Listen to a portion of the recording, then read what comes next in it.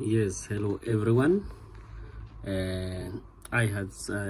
talked about on Facebook about how because I have seen many people asking me how can we come to study in Russia like you did, and so I wanted to really clarify that this is not a hidden opportunity. These are opportunities that are there for even people that are non-orthodox. These are scholarships that are given by the government of Russia, and everyone is free to apply. The applications open in November. However, it is good to clarify and to enlighten you on what you will require for you to be successful, and also for you to be ready, because it is also possible for you to come here and go back. We've seen many people who have come and went back. So it's good for us to talk about that so that we can be prepared and be on time. So the first thing is having a passport.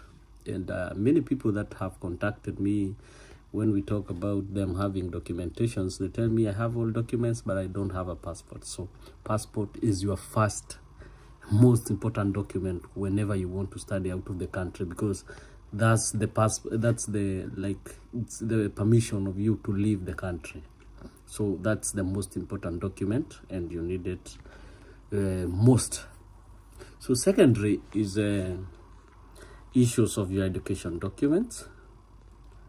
Depending on the level of education that you need to acquire here in Russia, you will require different education documents. For example, if you want to study a bachelor's degree, or what we call a degree, undergraduate degree, you will require a high school certificate, that is KCSE certificate, and for those that are out of Kenya, that is secondary or high school certificate, depending on the levels that you people have.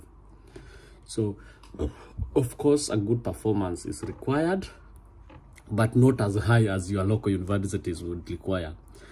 Then after that, what happens to your documents is that those documents must be verified by the Ministry of Education in your country, that they are not fake, that they are real.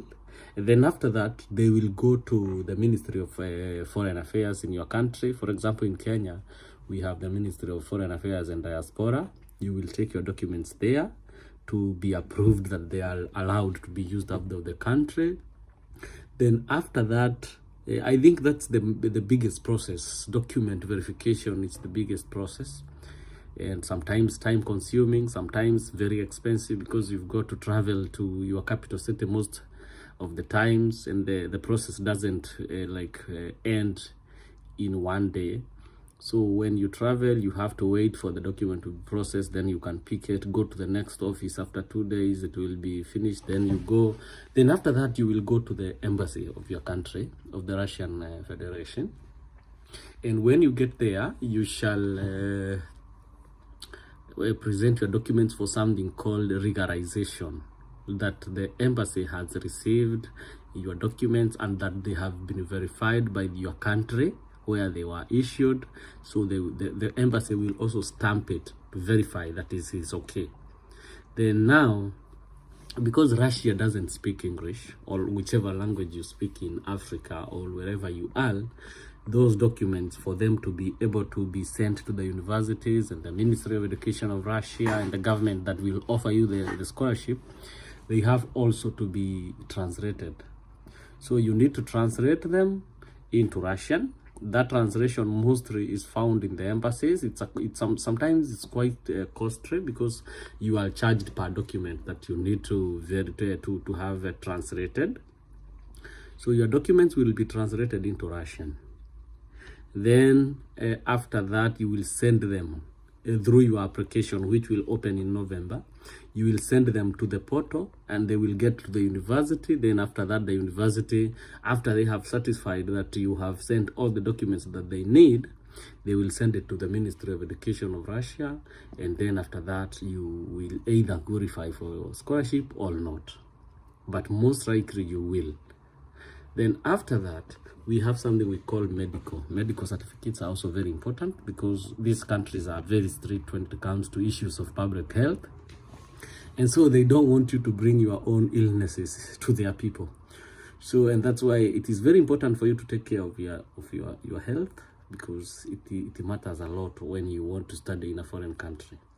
So you will go to your hospitals, mostly district hospitals, or level 3 or level 4. Then they will do the tests for something like hepatitis A, B, and C. They will do tests for HIV. They will test you for TB, and they will do a chest X-ray. Then all those documents will need to be translated into Russian. Then you will send them into the universities. Then after that, after now you've successfully translated all the documents, and now maybe you have received an email from the university telling you that your documents have been sent to the Ministry of Education of Russian Federation.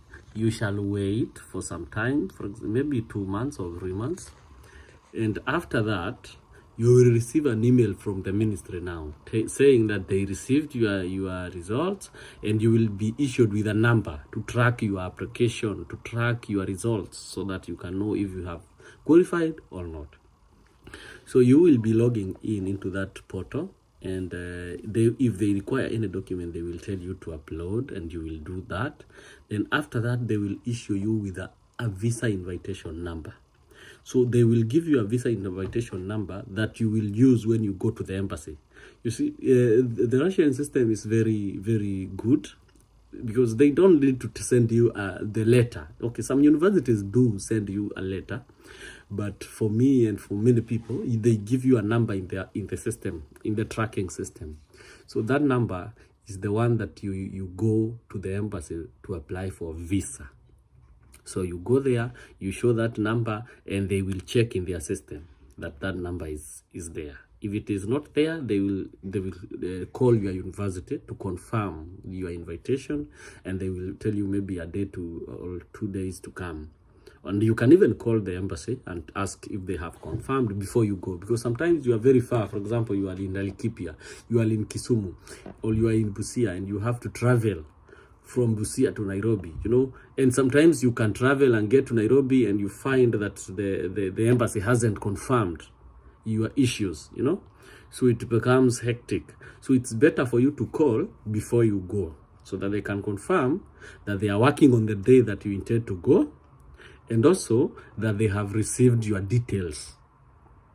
So then after that, after you've gone to the embassy, they will check, and then you will pay the visa fee for the student visa, and then you will, embassies, for example, in Kenya open 2 days in a week. They open on Tuesday and Thursday, and sometimes they go on a break, and like without notice. So it's very good when you get their number. They are very responsive. When you call them, they pick, and they are very good. There is a guy there who is very good and very helpful. So just call always before you go. Ask if they are working on the day that you intend to go to the embassy, so that you don't waste your fare and accommodation. Then after you go there, you will pay for your visa. The amount, for example, in Kenya is 5,040, I think. Yeah, and that is multiple entry, and it will take you a week. So if you apply this week or 2 weeks, 1 week or 2 weeks, then you go. You check if it has been issued or rejected. So once you will be given a 3-month visa first. Their system is so good that they will give you a 3-month visa. Then when you come here, within the 3 months, they will, for example, they will test you for drugs. When you come here, they will make sure that your health is good. They have to retest you. They don't trust your systems in your countries. So they have to make sure that the results that they received from your country are true, so that they can allow you to extend your stay. And then after 3 months before the visa expires, that is 1 month before the visa expires. So when you get here, you have 2 months to live before you can apply for a renewal of the visa. Then if you get into your university, you will go to your university. The university will help you to prolong your visa for now a whole year. So after you get the whole year, you are ready to study, and that is it. You will get a dormitory. The government will give you a stipend when you are living here. You will be able, at least, and the student visa also allows you to work, so you can work. So that's the advantage of Russia as opposed to some countries in Europe, where as a student you cannot work. Here you can work, although you can not everywhere, but you know, when you are in a foreign country, you have to be ready to do most of the manual jobs, because of course the easy office jobs, you are not really qualified for them because you don't speak enough language, you don't understand the systems. So it's better for you to start with manual jobs. They pay good. They will not pay you more, a lot of money, but they will pay you some good money, let me say that, which is better compared to your own country. So then let's talk about what do I want to talk about? Yeah, preparation before you come here. How do you prepare? When you come here, one thing you need is the Russian language. And I wish I knew this, because I thought because I'm coming to study in English, I would not require the Russian language. But let me tell you guys, this is the hectic part. It is the most difficult part right now. So you need to start, if possible, start some studies in your country to learn Russian language, or whichever country you are going. If you are going to the Germany, start studying Germany in your country, you know, so that at least when you get there, it will be easier to learn, because you will not be completely new. You will be able to say hi, you will be able to say excuse me, show me directions and all that. So I wish I knew that, but I didn't have someone to tell me that, but I'm learning. So I think that's generally it. And get back to me on Facebook. You know me, you know my Facebook page is Moses Diokistos Gechingiri. Moses Diokistos Gechingiri. Do what you're gonna do. November, as November nears, be ready with your passport, be ready with your education documents, and we can do that. So thank you. I'll see you in the next live